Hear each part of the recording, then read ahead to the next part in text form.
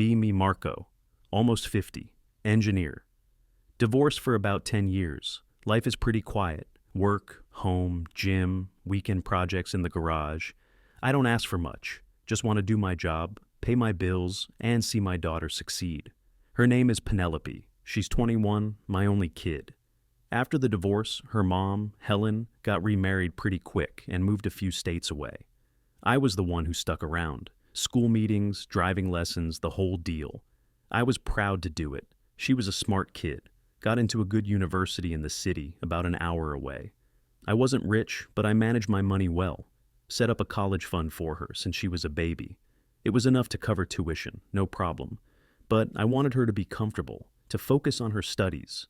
So I co-signed for a nice little one-bedroom apartment for her downtown, much better than a dorm, paid her rent, paid for the utilities, bought her a safe, reliable used car so she could come home on weekends. I covered the insurance and gas. Gave her a credit card linked to my account for groceries and essentials. The deal was simple. You focus on school, get good grades, and I'll handle the rest. For the first couple of years, it worked perfectly. She was doing well, called regularly, came home for holidays, normal father-daughter stuff. Then something started to shift. I think it was last year. The phone calls got less frequent. When she did call, she sounded different. Started using words I had to look up later. Problematic. Gaslighting, emotional labor. Usually these words were directed at some professor or a character in a movie, never at me. Not yet. She got a new boyfriend sometime in the spring, never met him. Every time I asked about him, she'd get vague. Said he was a sociology major, very aware and principled. The credit card statement started to look a little different. Fewer charges for textbooks, more for weirdly expensive vegan cafes. One charge for $350 caught my eye. It was for a weekend workshop. The title was something like Dismantling Internalized Masculine Toxicity. I almost called her to ask what the heck that was, but I didn't. Figured it was just college stuff. You let kids explore their ideas. I just sighed and paid the bill, like I always did. The real alarm bell rang a few months back. She was supposed to come home for a weekend. I was looking forward to it. Planned to do a barbecue, her favorite. She called me the day she was supposed to arrive, told me she couldn't make it. The reason was that my barbecue was an example of performative masculinity, and she couldn't ethically participate in the celebration of meat-based patriarchal rituals. I just stood there on the phone, holding a pack of steaks. I asked if she was joking. Complete silence on the other end. She wasn't joking. I ended up eating a burger by myself that night. It felt lonely. Fast forward to about a month ago. It was a holiday weekend, and she was coming home for 3 days. I decided to play it safe. No barbecue. I asked her what she'd like for dinner when she arrived. She sent me a text with a list of organic, gluten-free, locally sourced ingredients that took me 2 hours and a trip to a specialty grocery store to find. Whatever. I wanted to make her happy. I wanted things to feel normal again. She arrived on Friday evening. She looked different, thinner. Her hair was cut in a severe way. She didn't hug me, just gave me a little wave from the doorway. Dinner was tense. I tried to make small talk, asked about her classes. She gave one-word answers while scrolling through her phone, probably texting the boyfriend. The atmosphere was so thick you could cut it with a knife. I was trying my best, really. The main event happened on the second night. I'd spent all day making this complicated vegetable dish she had requested. We sat down at the table. It was quiet for a few minutes. Then she put her fork down and looked at me with this dead serious expression. Her phone was face up on the table next to her plate. I could see it lighting up with messages. She started by asking me if I knew what a power dynamic was. I said, "Sure, it's a concept in physics." That was the wrong answer. She sighed like I was the dumbest person on the planet. For the next 20 minutes, she gave me a lecture, a full-on, rehearsed-sounding lecture. It was about how our entire relationship was built on an unhealthy and toxic power dynamic, how my financial support wasn't a gift, it was a tool of control, how I was using money to keep her dependent on me, to force her into a subordinate role. I just sat there, listening. My dinner was getting cold. I tried to explain that I was just trying to be a good father, to give her the best start in life. She said that was my male conditioning talking, that I couldn't see past my own privilege. Every point I tried to make, she had a buzzword to shoot it down. "That's gaslighting. You're being defensive. You need to check your privilege, Dad. The word dad was starting to sound like an insult coming from her. The whole time, her phone kept buzzing. I could imagine the boyfriend feeding her lines, coaching her from miles away. I was getting tired, not angry, just this deep, heavy exhaustion. I've worked my entire adult life, double shifts when she was young, missed out on things with my friends to save for her future, all of it, just to be sitting here, in my own house, being told I was a villain from some textbook. I think she sensed she was losing my attention. She decided to go for the big finale. She stood up. Her chair scraped against the floor. She pointed a finger at me. You don't get it. You will never get it. Your money is a weapon and your support is a cage. You are not my father. She paused for dramatic effect. You are my oppressor. And that was it. Something inside me just switched off. It wasn't a snap. It was a quiet click. All the warmth, all the worry, all the paternal instinct, gone. I didn't yell. I didn't argue. I looked at her, this stranger standing in my dining room, and I said, "Okay, I understand." I calmly picked up my plate, scraped the uneaten food into the trash, and put the plate in the dishwasher. Then I went into my office and closed the door. I could hear her in the other room, probably expecting a fight or for me to come begging for forgiveness. But I just sat at my desk in the dark for a long, long time. The next morning, I woke up early. I felt strangely calm, clear-headed for the first time in months. I went to my computer and opened up my online banking portal. I made a list. The monthly wire transfer for her rent, canceled. The automatic payment for her car loan, canceled. The utility bills linked to her apartment, unlinked and canceled. Her phone plan, which was part of my family plan, scheduled for disconnection at the end of the day. I logged into the credit card account. I didn't cancel her card. I just lowered the limit to $5. Then I went into my insurance portal. The only thing I didn't touch was her health insurance. Like I told her later, I'm not a monster. I printed out the list of everything I had just done. I went downstairs. She was in the kitchen, making tea, acting like nothing happened. She gave me a smug little smile, the kind that says, I won that argument. I didn't say a word. I just put the printed list on the table in front of her. She glanced at it, confused. I sat down across from her. Penelope, I said, my voice perfectly level. I was up all night thinking about what you said, and you're right. The smug look on her face grew. You are an adult. You are a strong, independent woman. It was wrong of me to hold you back with my financial oppression. Her smile faltered. She was starting to get it. So, I have liberated you. Effective immediately, you are free from my toxic financial control. All of it. I tapped the paper. This is a list of the chains I have broken for you. She stared at the list. Her face went pale. She looked up at me, her eyes wide. You're joking. This is a joke, right? I have never been more serious in my life, I said. You called me an oppressor. I have decided to stop oppressing you. You should be thanking me. She just stared. The silence was deafening. This isn't funny, Dad. You can't do this. I can, I replied. And I have. Your rent is due on the 1st. That's in 5 days. I suggest you figure something out. She sputtered, tried to find the words, the buzzwords. This is financial abuse. You're trying to manipulate me. No, I said, standing up.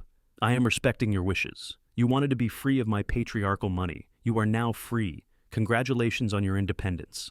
I left her there at the table, staring at the piece of paper that had just dismantled her entire world. An hour later, she stormed out of the house without saying a word. Slammed the door so hard, a picture fell off the wall. The first few days were quiet. I almost wondered if I had made a mistake. Then, the fallout began. It came in stages. The first sign was a call from my ex-wife, Helen. It was Tuesday, I think. 3 days after Penelope left. Helen was flustered. She and I don't talk much, only about logistics concerning Penelope. She said Penelope had called her, crying, told her some wild story about how I had a psychotic break and cut her off for no reason. Helen was trying to play the mediator, said I was being too harsh, that Penelope is just a kid going through a phase, that she says things she doesn't mean. I listened patiently until she was done. Then I calmly told Helen exactly what Penelope had said to me, word for word. I repeated the oppressor line. There was a long silence on Helen's end of the line. I told her, she said she wanted to be free. I gave her what she wanted. This is between me and my daughter, Helen. Please stay out of it. To her credit, she did. I think hearing the word oppressor shocked her too. The real fun started on Friday, the first of the month. I was at work in the middle of a meeting when my phone buzzed. It was a notification from my credit card company. Transaction declined, card limit exceeded. The charge was for $1,800, the amount of her rent. I couldn't help but smile a little. She actually thought I was bluffing. A few hours later, another buzz, a text from an unknown number. It was Penelope. My card isn't working. You need to fix it now, I replied from my own phone. Seems to be working fine on my end. The limit is $5. Did you try to spend more than that? Her reply was just a string of angry emojis. The next day I got an email. It was from her. The subject line was urgent. The email was a long, rambling mess. It was a mix of threats, insults, and weird pseudo-legal jargon. She accused me of violating the parental contract and inflicting emotional distress.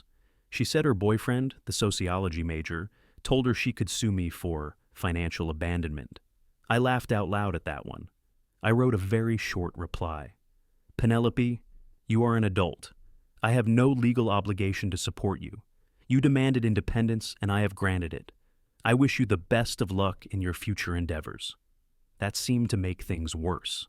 The next phase was what I call the flying monkeys phase. Her friends started coming out of the woodwork. I got a couple of weird messages on social media from people I'd never heard of. They were clearly her university friends. They all had the same script. How could I be so cruel to my daughter? Didn't I understand the pressures she was under? Was I really going to let my own child become homeless because of a silly argument? One of them called me a toxic patriarch. I guess that was the phrase of the week. I didn't reply to any of them. I just blocked them. The situation with her apartment escalated quickly. The landlord called me around the 5th of the month. He was a decent guy. I'd always paid the rent on time, so we had a good relationship. He said the rent was late and he couldn't get a hold of Penelope. Her phone was going straight to voicemail, right? Because it had been disconnected. I explained the situation to him. I was polite but firm. I am no longer financially responsible for my daughter. She has her own lease and she is an adult. You'll have to deal with her directly. He sounded frustrated, but he understood. It wasn't his problem. The best part was when I heard about the boyfriend. Penelope must have eventually gotten desperate enough to ask him for help. I found this out from Helen, who called me again against my wishes in a total panic. Helen had called Penelope to check on her, and Penelope had unloaded the whole story. Apparently, when Penelope asked her boyfriend if she could move in with him, or if he could help with rent, he gave her a lecture. He told her that expecting him to provide for her was reinforcing the capitalist patriarchy. He said that true liberation meant embracing the struggle, and that she should see this as an opportunity for growth. He offered to let her sleep on his floor for a couple of nights, but said he couldn't afford to feed her. The guy lived in a shared house with 4 other sociology majors. Their rent was paid by their parents, of course. The hypocrisy was just staggering. So her ideological champion, the one who had loaded the gun for her, was the first one to run when a real problem showed up. According to Helen, this was the point where Penelope's panic really set in. Her friends offered solidarity and moral support, but not a couch to sleep on or $100 for groceries. Her boyfriend offered useless platitudes. Her mother was hundreds of miles away, and her oppressor was the only one who had ever actually provided for her. The reality of her situation was finally crashing down on her. She had no money, no phone, and in a few days she would have no home. Her car was next. The payment was due on the 15th. I got a notification from the bank that the automatic payment had failed. I knew the repo company would be looking for it soon. It was a tough lesson, but it was one she had written for herself. I kept waiting for the phone call, the one where she would apologize, the one where she would admit she was wrong. But it wasn't coming. Not yet. Her pride was too strong. The final call from Helen came about a week and a half into the month. She was crying this time, properly crying. She said the landlord had served Penelope with an official eviction notice. She had 3 days to pay or get out. Penelope had called her from a friend's phone, completely hysterical.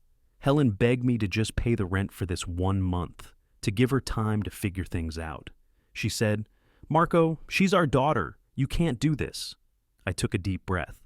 "Helen, I am doing this Because she is our daughter. She has been living in a fantasy world, and I have been enabling it. It's time for her to learn that actions have consequences. Words have consequences. I told her I had given Penelope a choice. She could get a job, live within her means, and be truly independent. Or she could come home, live under my roof, and follow my rules. There was no third option where she gets to insult me and I continue to pay for her lifestyle. That option was gone forever. I told Helen to pass that message along. The ball was in Penelope's court now. The final call came 2 days later, on a Wednesday night. I was in my garage, working on my old lawnmower engine, just trying to keep my hands and mind busy. My phone rang. It was from a number I didn't recognize. I figured it had to be her. I wiped my hands on a rag, took a deep breath, and answered.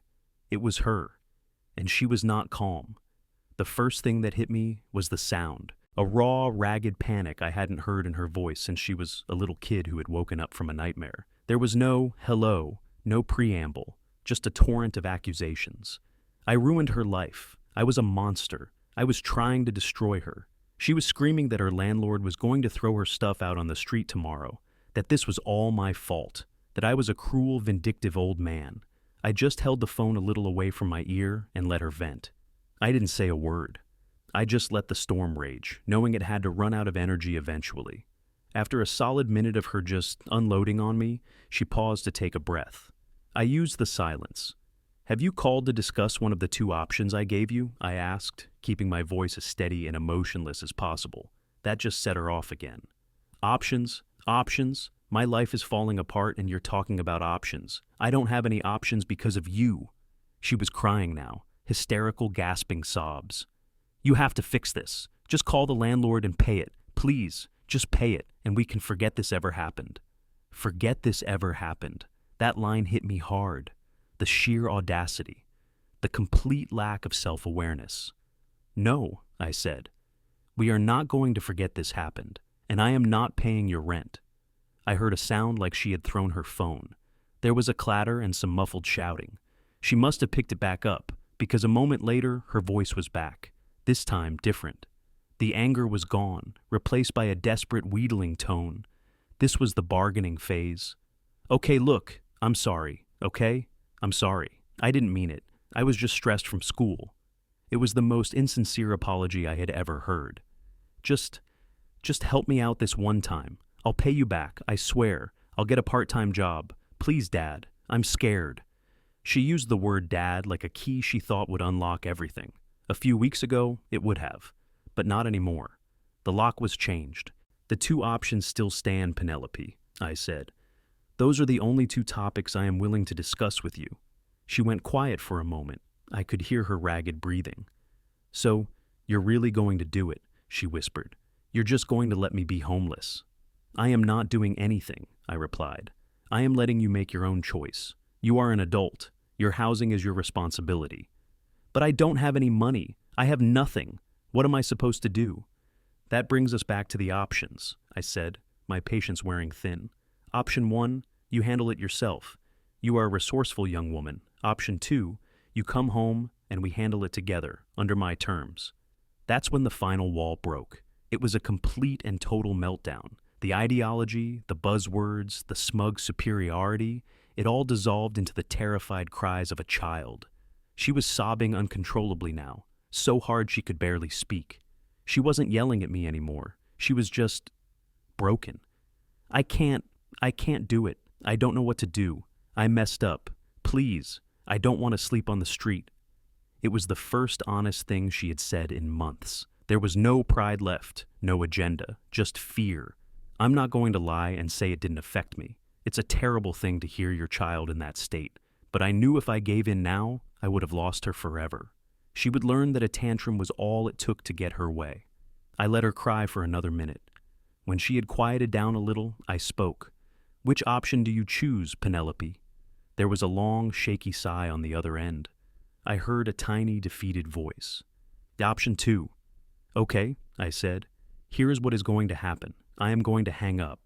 You are going to call your landlord and tell him you are vacating the apartment tomorrow. You will arrange to get your things. Your mother has offered to help you with that. I will text you the money for a bus ticket home. I expect you here by Friday evening. Do you understand? She just mumbled. Yes. Good. I will see you on Friday. And I hung up the phone. I put it down on my workbench and just stood there for a minute. I didn't feel happy. I didn't feel like I had won. I just felt tired and sad that it had to come to this. The next 2 days were a flurry of activity that I was not involved in. Helen drove into the city. She helped Penelope pack her things into a storage unit. She dealt with the angry landlord. She got the car keys and drove the car back to my place before it could be repossessed. I just stayed out of it. This was the consequence, the cleanup. On Friday evening, a bus pulled into the station downtown. I was there waiting in my truck. She was the last one off. She was carrying a single backpack. She looked diminished. Her trendy, severe haircut was messy. She was wearing sweatpants and a hoodie. The confident, lecturing activist was gone. In her place was just a tired, defeated kid. She saw my truck and slowly walked over. She got in without a word and buckled her seatbelt. The drive home was completely silent. When we got back to the house, I brought her bag into her old room. It was exactly as she had left it years ago. High school posters still on the wall. She just stood in the doorway looking at it, like it was a museum of a different person's life. I let her get settled for an hour. Then I called her downstairs. We sat at the same dining room table where this had all started. I had a piece of paper in front of me. "Welcome home," I said, my voice neutral. "I'm glad you chose to be here. Now we need to go over the rules." She just nodded, staring at the table. Rule 1, you will get a job. Any job. I don't care if it's flipping burgers or stocking shelves. You will be employed within 2 weeks. You will work at least 30 hours a week. Rule 2, you will contribute.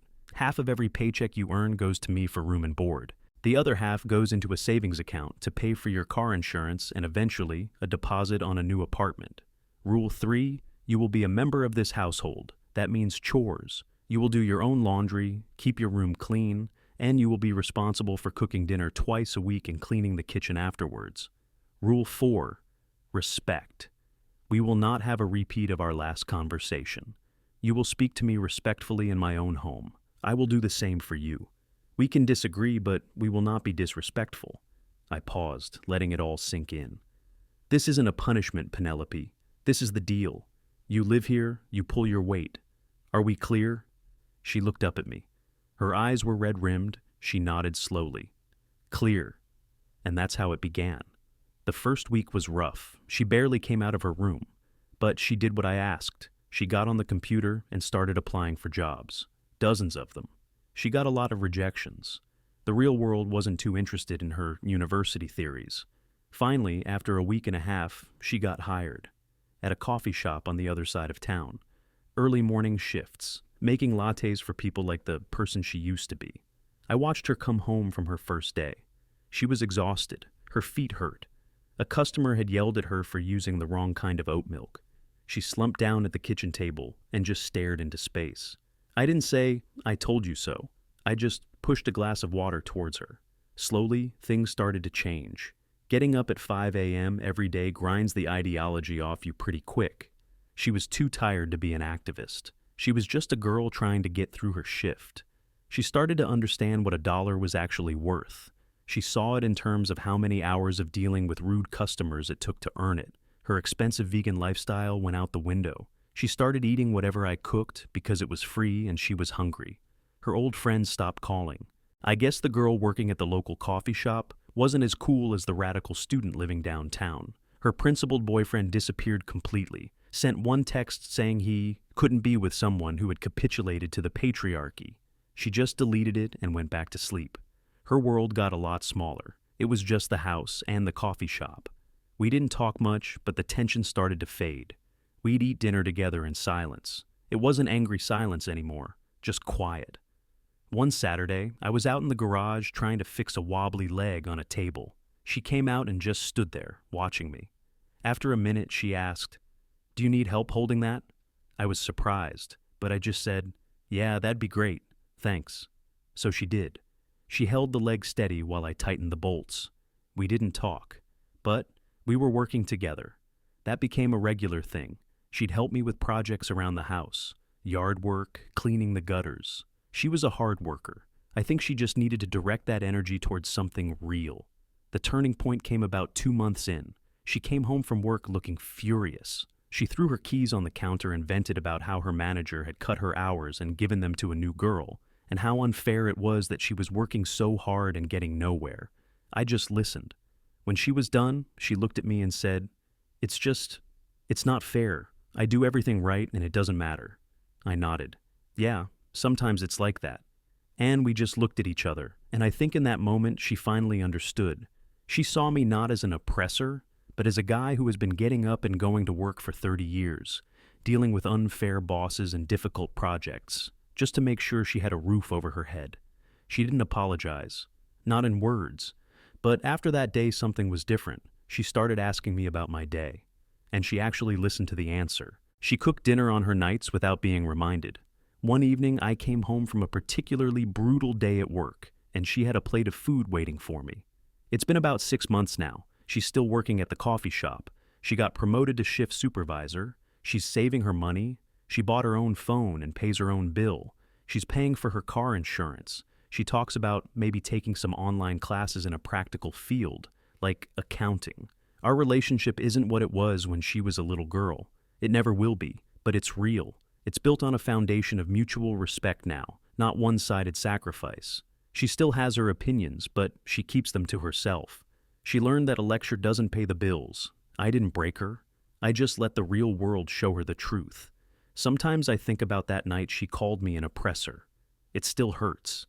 But I know now that I did the right thing. I didn't lose my daughter, I just made her finally grow up.